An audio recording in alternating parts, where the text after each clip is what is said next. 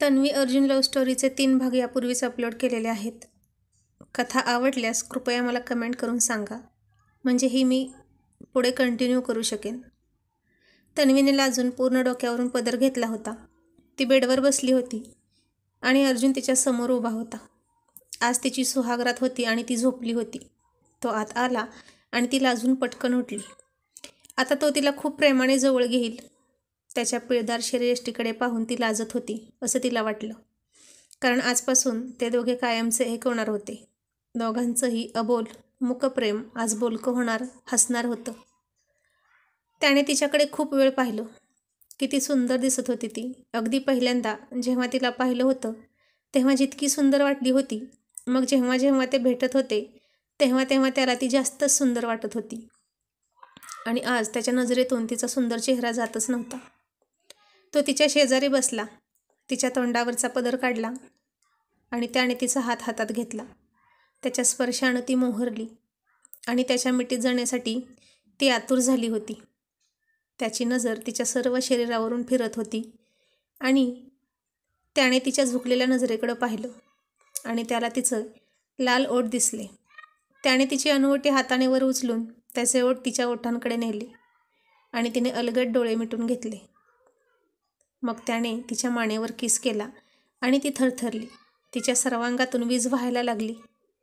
त्याची वाट न पाहताच तिने त्याला घट्ट मिठी मारली. तिच्या घट्ट मिठीने त्याची धडधड वाढली. खूप आवेग होता त्या मिठीत. जणू ती कित्येक दिवस त्याचीच वाट पाहत होती आणि आज तो क्षण आला होता. तिलाही तो हवाहवासा वाटत होता की काय, अगदी पहिल्यापासून असं त्याला वाटलं. आणि ते खरंच होतं.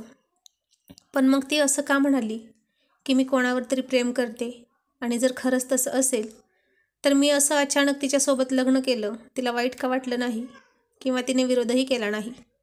म्हणजे ती ज्या कोणावर प्रेम करत होती त्याला सहज विसरून गेली का?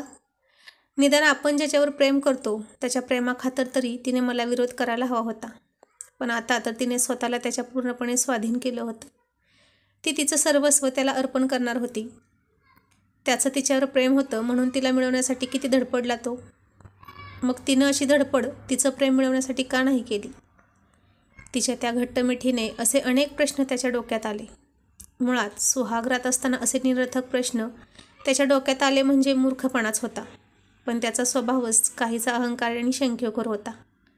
त्याच्या जागी दुसरा कोण असता तर इतकी सुंदर बायको पाहून तिच्या प्रेमात बुडून गेला असता.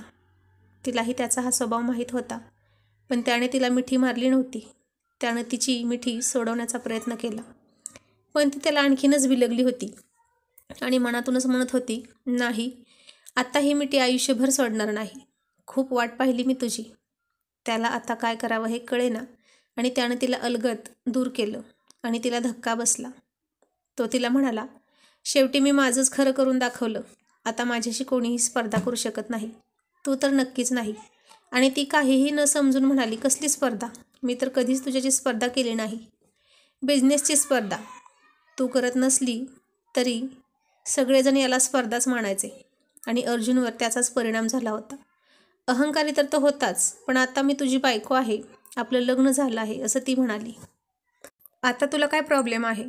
पण तू कोणा दुसऱ्यावर प्रेम करतेस त्याला विसरून तू लगेच कशी काय मला स्वीकारशील? हेच का तुझं प्रेम? मग तीही म्हणाली, माझ्याबरोबर तू ही फक्त बिझनेसची स्पर्धा म्हणूनच लग्न केलंस की आणखीन काही कारण आहे? दोघेही एकमेकांना प्रेमाची कबुली मागत होते, पण मनातलं सांगायला तयार नव्हते. शेवटी दोघेही जिद्दी आणि हट्टी होते. अर्जुन रागाने खोलीतून स्टडीमध्ये गेला, तिथेच झोपला. मी करतोय हे चूक की बरोबर याचा विचार करत होता. कधी कधी स्वतःलाच प्रश्न विचारत होता की माझं तिच्यावर खरं प्रेम आहे का? तर उत्तर यायचं हो. आणि लग्नाची पहिली रात्र असून मी असं वागलो हे बरोबर आहे का? असाही प्रश्न तो मनाला विचारायचा आणि याचं उत्तर मात्र त्याला मिळत नव्हतं. तिचा सुंदर चेहरा आठवून तिने घट्ट मारलेली मिठी त्याच्याशी मिळण्यास उत्सुक झालेली ती पाहून त्याला झोपच येईना. आत्ताच जाऊन तिला घट्ट मिठी मारू वाटत होती, पण दुसरं मन म्हणायचं नाही, नको. त्याचं त्यालाच समजत नव्हतं की नक्की काय करायचं. आणि त्यातच कधीतरी रात्री उशिरा पहाटे त्याचा डोळा लागला आणि मग सकाळी त्याला जाग आली. तो बेडरूमकडे तयार होण्यासाठी गेला तर दार आतून बंद. आता काय करायचं? त्यानं थोडा वेळ वाट पाहिली तरी दार उघडलं नाही. कमाल आहे, माझीच रूम असून मलाच बाहेर थांबावं लागत आहे. तो चिडला होता. मग त्यानं दरवाजा वाजवला तरीही दार उघडलं नाही. आता दरवाजा लावून झोपायची गरज होती का? हिला कोण खाते का इथं? तो पुटपुटला.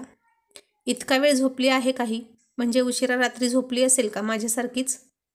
उगाच स्टडीमध्ये जाऊन झोपलो, सोफ्यावर झोपू शकलो असतो. निदान असं बाहेर वेटिंग तरी करत बसावं लागलं नसतं. असं मनाशी म्हणाला आणि मग न राहून त्यानं हळूच तिला हाक मारली, तन्वी. आणि काय आश्चर्य, लगेच दार उघडलं. म्हणजे ही दारातच थांबली होती की काय? मग दार वाजवलं तर का नाही उघडलं? मुद्दाम तर करत नाही ना ती, असा तो मनातच विचार करत होता.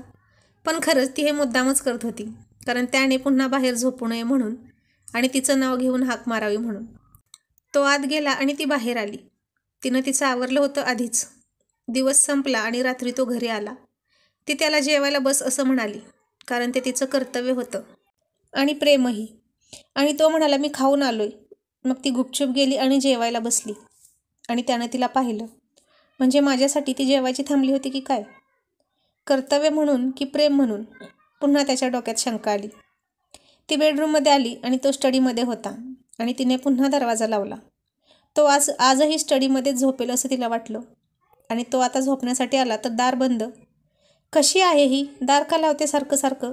मग आता त्याने दार न वाजवता डायरेक्ट हाक मारली, तन्वी. आणि दुसऱ्या सेकंदाला दार उघडलं. म्हणजे सकाळी ही मुद्दाम दार उघडत नव्हती, त्याने लगेच ओळखलं. आणि ती गुपचूप जाऊन झोपली, काही बोलत नव्हती. किती ॲटिट्यूड आहे हिच्यात. बेडवर झोप असंही म्हणत नाही. मग तो रागानेच कपाटातून ब्लँकेट घेऊन सोफ्यावर झोपला. तरीही ती काहीच नाही म्हणाली. मग तो मनातच म्हणाला, मी का सोफ्यावर झोपू? माझं घर आहे. तिने मला बोलवायची का वाट पाहतोय मी?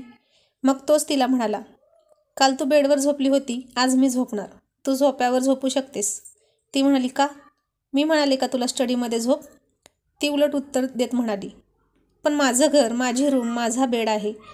मग मी कोण आहे तुझी? का आणलंस मला इथे? तिने असं विचारलं आणि तो गप्प झाला. काय उत्तर द्यावं त्याला कळेना. मग ती ब्लँकेट अंगावर घेऊन तिच्या जागेवर बेडच्या डाव्या बाजूला झोपली. त्याची जागा रिकामी होती आणि तो तिच्याकडे आश्चर्याने बघत बेडवर राहिलेल्या अर्ध्या मोकळ्या जागेकडे बघत होता. इतक्या कमी दिवसात इतका कॉन्फिडन्स हिच्यात आला तरी कुठून, असं म्हणून सोफ्यावरच जाऊन झोपला. त्याला झोप लागली, पण बेडवर रोज ऐसपैस झोपणाऱ्या अर्जुनला सोफ्यावर आणखीन झोपणं शक्य होईना. तो सोफा अपुरा पडत होता त्याला आणि पाठही दुखायला लागली होती.